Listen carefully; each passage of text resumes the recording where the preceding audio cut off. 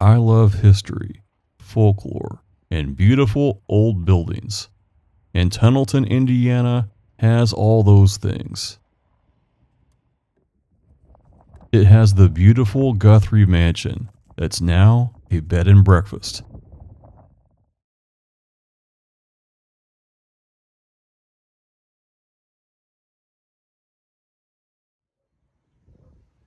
Places like the United Methodist Church that was built in 1891. This historic town was a station along the Underground Railroad, helping countless enslaved people to freedom before the Civil War. I also love old schools and gymnasiums, where kids and adults once filled the seats on Friday nights to cheer on their team.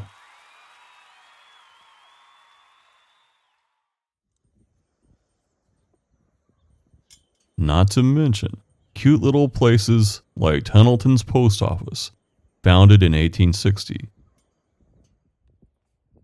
Alfred Guthrie was the first postmaster from its opening until 1881. He also ran a general store and was an agent for the B&O Railroad.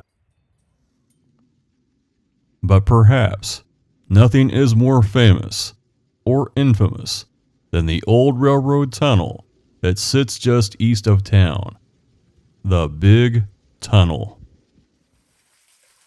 Completed in 1857 for the Ohio and Mississippi Railroad, it was 1,750 feet long.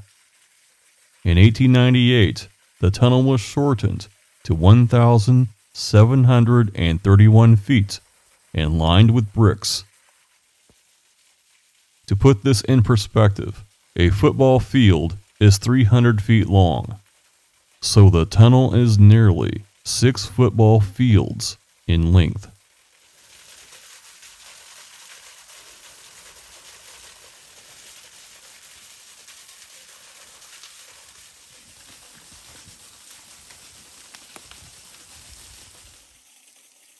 Even on the sunniest of days, it is so long that you cannot see your own hand in front of your face when you reach a certain point.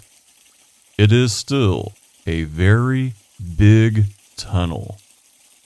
And no matter how hot it is outside, inside the tunnel, it's cool like a cave. Before the tunnel was lined with bricks, it was very common for rocks to fall from the ceiling after a train went through. There are recessed portals that line the interior. It's assumed that these were used by night watchmen to sit and keep their kerosene lanterns. But for a fact, it's a cubbyhole where countless kids and adults have jumped into when a large train has sped through the tunnel.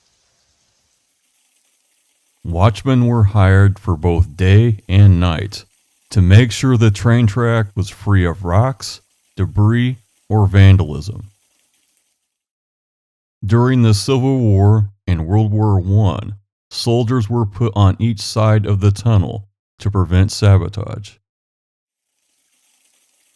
But beyond the reaches of daylight, where darkness completely covers you, some people have experienced very frightening things. While most people experience nothing but the cold of an old tunnel, many have said that it's haunted, and for various reasons. It's said that when workers were digging the tunnel in 1857, bodies fell through the ceiling from a cemetery that was above it, and now their souls roam the darkness of the tunnel. There are various stories of night watchmen that were found dead inside the tunnel. There are stories of gangsters from the 1930s that took their victims to the tunnel and placed their bodies on the track, destroying evidence as soon as a train went through. But perhaps the most popular story is one based on a real person Henry Dixon. Henry was a night watchman that would walk through the tunnel each night with a kerosene lantern. One night, Henry was murdered. The day watchman found his body 200 feet inside the tunnel with a massive head wound. His killer was never brought to justice. And some say that's why Henry's ghostly lantern is often seen in the tunnel. Many have reported voices when they knew no one else was there, or the strong scent of kerosene from an old lamp, perhaps even Henry's. Some have heard footsteps directly behind them that suddenly stop. Others have felt a hand on their shoulder, or someone grab their ankle, or looking over their shoulder with a flashlight, have seen the dark shadow of a man walk behind them, then disappear into the solid brick wall.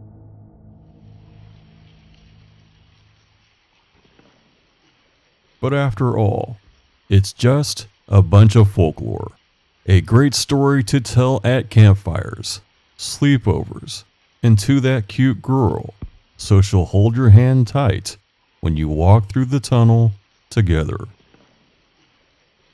Of course it's folklore. That is, until you see something for yourself. Like I did. I had completed filming the tunnel and was folding my tripod when my friend said, "What is that?" as he looked into the darkness of the tunnel. In front of us was a green, glowing light, simply hovering in the distance.